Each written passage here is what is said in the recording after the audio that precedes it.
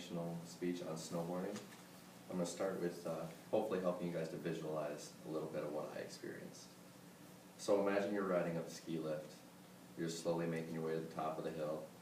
You're looking down below you see people shredding and carving, jumping, hitting rails, doing all sorts of stuff. If you're anything like me, it gets you super excited. And then you get to the top of the hill and fall in the snow as soon as you get off of the lift. This is something that a lot of people experience on their first day out, mostly due to lack of knowledge or skills or safety precautions that everybody needs to follow out on the slopes. Today I'm going to talk to you guys about snowboard equipment, safety precautions, and even get into a little bit of tricks and style. Alright, and then before we start, we're going to need our proper tools and equipment. I used a variety of sources. My main ones for information about snowboarding was a gentleman named Ed Blomfield, and he discusses in Snowboard Shapes Explained that there are a variety of different snowboard shapes.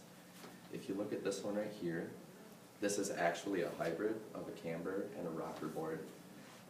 Cambers are like your traditional style snowboards. They've been around for years.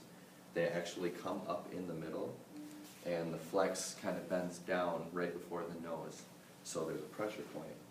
When you stand on it, it puts that pressure down and gives you a good solid edge for carving. With rockers, it's almost like the exact opposite, where it's like a banana shape. You know, it's curved up a little bit, and that helps for more aggressive turning, easier to spin. I call it more like a surfy style ride because it feels really floaty, and that is really good for like freestyle and tricks. Not so much speed because the edge isn't quite as defined. There's also hybrid boards, much like this one here, which are a combination of the two, and these come in many different styles. This one's about 20% cambered in the middle and 80% rocker going towards the outside. So it's relatively flat right here, but from about here out, it's just straight up. These are great to get the best of both worlds. For me, I like to go down through the powder, but I also like to do tricks and jumps as well. Okay.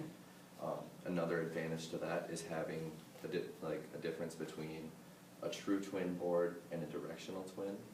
This in particular is a directional twin. If you look closely, you can see that the bindings are a little bit closer to the back than they are to the front, because it's more primarily going to be ridden forwards rather than switch riding, which would be with your other foot leaning towards the way, which is much more helpful if you're looking to be in the park doing tricks.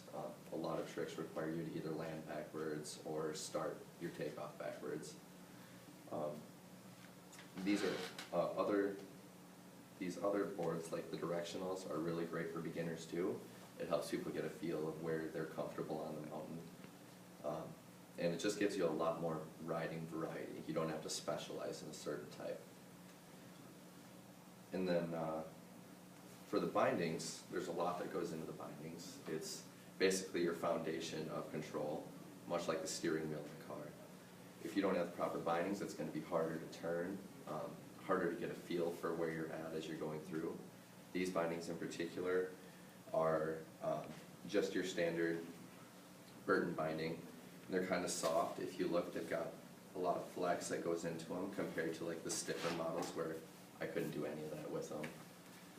They also provide lots of padding for when you jump. It gives you like a good solid landing surface so you're not damaging your feet as well. Another very important thing is getting the right size bindings that go with your boots. So, one thing you want to keep in mind when you've got your bindings is you want them to, when they strap in, you want that to be like centered right over the middle, as well as the toe grip. If these are off towards one direction or the other, it doesn't feel as solid and you kind of lose control when you're out there. That was something I struggled with, not really knowing how to control my board at first. It caused me to take a pretty nasty fall and put me out about 3 weeks. So it's very important that you're getting the right fitting stuff and stuff that's going to suit your style as well. Going off of that, we also have different styles of boots. There's soft versus stiff as well. I've got a stiffer boot.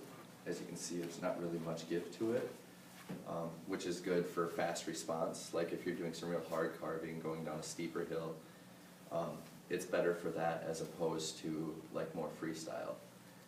So although my bindings are more suited for freestyle, my boots are more for quick response. So I'm not clearly defined in one way or the other. It gives you a good chance to get the best of both worlds again. Softer boots are usually better for beginners as well because they're more forgiving. With these, if you bend too far one way or the other, you're going to notice it right away, and the board follows as well. And it can be pretty nasty sometimes. Based on the style of riding you do, it doesn't really matter what style of lacing you have. It's more a personal preference based on fit. I chose the boas because they're quick and easy. You just kind of click them in, tighten them up like that, and you're good to go. When you get down, pop them out. You can pop right out of these things. One disadvantage that gives is it's harder to get a more customized fit. Like with these boots in particular, my feet have pressure points right around the ankle, not so much in the toe. It offers a little bit of a looser fit in the toe because these steel cables don't go all the way down there, and it just provides even pressure throughout when you ratchet it up, as opposed to regular laces where you can kind of, just like shoes, you can tighten them in the spots that you need them to be and loosen them in spots that they don't. There's another very good article on that Mike Brindley wrote called How to Choose Your Snowboard Boots. Very informative, and there's so many different styles of boots. Even with the traditional lacing styles, there's variations within that as well. So now that we've got most of our equipment, we want to look at our safety. First thing is safety equipment. And although they don't really have much along the lines of specific snowboarding pads, they've got things you can use that are ideal for other sports that also benefit snowboarders as well. These, for example, are bicycle padded shorts. They offer really good protection for like when you take a lot of falls and stuff. It's not super heavyweight, but it's also soft enough to cushion pretty heavy blows. You also want to make sure that your gear is water and wind resistant. For example, this jacket is about, I forget what they call the units, but it's 10,000 millimeter waterproof. I think that's millimeters. Either way, what it does is that number tells you basically how much water this can reflect before it starts to absorb it. And that can be detrimental to long, cold days out on the hill. You also want to have your proper gear like helmet, proper eye protection, preferably goggles that match with your helmet. And you also want to dress in layers because the temperatures will change throughout the day.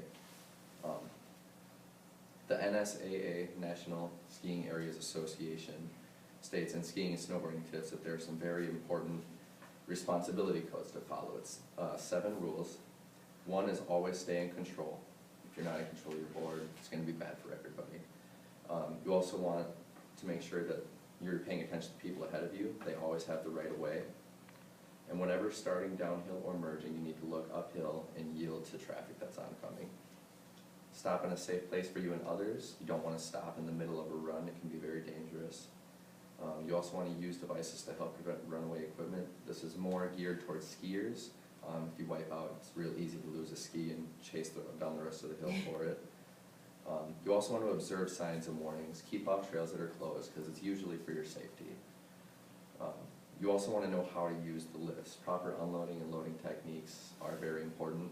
You want to be ready by the time you get to the landing, so when you take off it's smooth and you don't just dive right into the snow.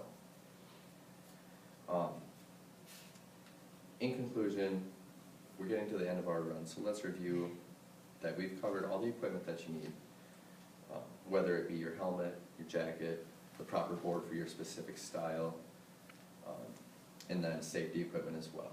That way you can be out there and do whatever you want in a safe and fun manner.